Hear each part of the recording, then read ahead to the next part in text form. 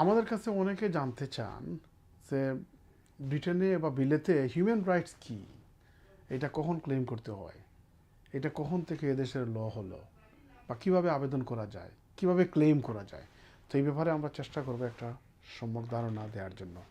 Human রাইটসের main সোর্সটা হচ্ছে European convention on human rights, যেটা 50 দশকে এই কনভেনশন এস্টাবলিশ হয়েছিল এবং ইউকে তার অরিজিনাল পার্টি, এবং দীর্ঘদিন ধরে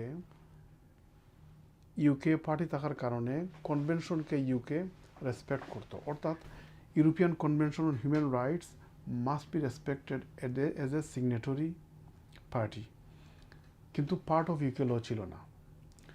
কিন্তু হিউম্যান রাইটস অ্যাক্ট 1998-এর মাধ্যমে এই কনভেনশনকে, ইউরোপিয়ান কনভেনশন অন হিউম্যান রাইটসকে ইউকের লর পার্ট করে নেওয়া হয়েছে, যেটা বলবৎ হয়েছে 2000 সালের অক্টোবর মাস থেকে।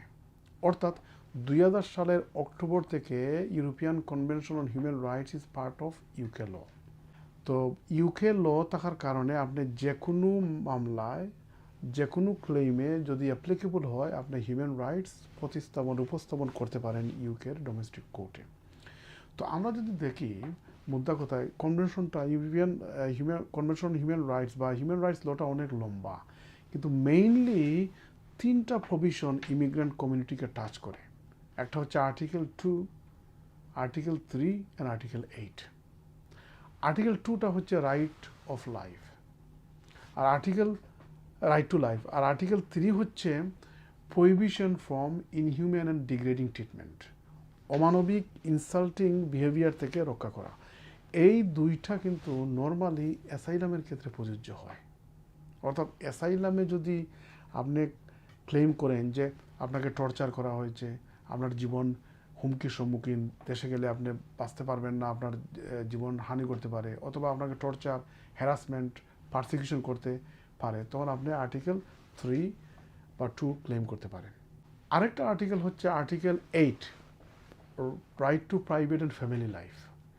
সেইটা আপনার অ্যাসাইলামও মাঝে মধ্যে ইউজ হতে পারে, আবার অ্যাসাইলামের বাইরেও বেশিরভাগ ক্ষেত্রে ইউজ হয়। যেমন কোনো অ্যাপ্লিক্যান্টের যদি তার স্পাউস থাকে, তার যদি নিজের বাচ্চা থাকে, প্যারেন্টস থাকে, আরও যদি ক্লোজ রিলেটিভস থাকে, তাহলে সে article 8, right to private and family life claim করতে পারে।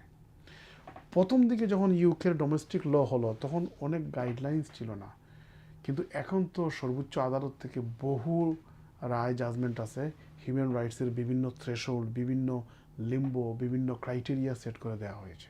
তো হিউম্যান রাইটস আপনি আবেদন হিসাবে হোম অফিসে ক্লেম করতে পারেন অ্যাপ্লিকেশনের সাথে, অথবা অ্যাসাইলাম ক্লেমের সাথে।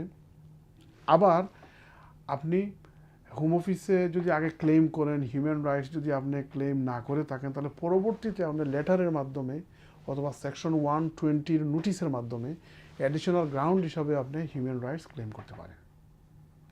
এবং হিউম্যান রাইটস বিশেষ করে আর্টিকেল 8, আর্টিকেল 3টা হচ্ছে আনকোয়ালিফাইড রাইট, যে আপনার এই অধিকার আছে, কোনো যদি বাট কিন্তু নাই। কিন্তু অন্যান্য আর্টিকেলে, বিশেষ করে আর্টিকেল 8-এ কিন্তু আনকোয়ালিফাইড রাইট নয়। আপনার যেমন একদিকে হিউম্যান রাইটস আছে আপনার নিকটাত্মীয়র সাথে থাকা, আবার রাষ্ট্রের দায়িত্ব হচ্ছে ইমিগ্রেশনটাকে কন্ট্রোল করা। তো দুইটাকে ব্যালেন্স করে আপনার রাইটকে সেখানে অ্যাসেসমেন্ট করা হবে। তো হিউম্যান রাইটস বললেই যে আপনাকে দিয়ে দেবে এমন না। হিউম্যান রাইটসের যে থ্রেশহোল্ডগুলো বিভিন্ন উচ্চ আদালতের রায় দিয়েছে, ওইগুলো আপনি পাস করলে পরে তখন আপনার অ্যাপ্লিকেশনে হিউম্যান রাইটস ক্লেমটা সাকসেস হওয়ার সম্ভাবনা থাকে। এবং হিউম্যান রাইটস যদি কেউ ক্লেম করে রিফিউজ হলে পরে তখন তাকে আপিলের রাইট দেওয়া হয়, এবং কোর্টে গিয়ে তখন ওই যে হিউম্যান রাইটসের বিভিন্ন কম্পোনেন্ট, বিভিন্ন লিম্বো, বিভিন্ন ক্রাইটেরিয়া এক্সপ্লোর করে জাজকে বললে তখন জাজ সেখানে অ্যাসেসমেন্ট করে তার পক্ষে বা বিপক্ষে রায় দিতে পারে। তো হিউম্যান রাইটস, আবারও বলি, বিশেষ করে article 8, right to private life কিন্তু আনকোয়ালিফাইড রাইট নয়, অ্যাবসলিউট রাইট নয়। এখানে ব্যালেন্স করতে হয় অন্যান্য ফ্যাক্টর বা অন্যান্য জিনিসের সাথে।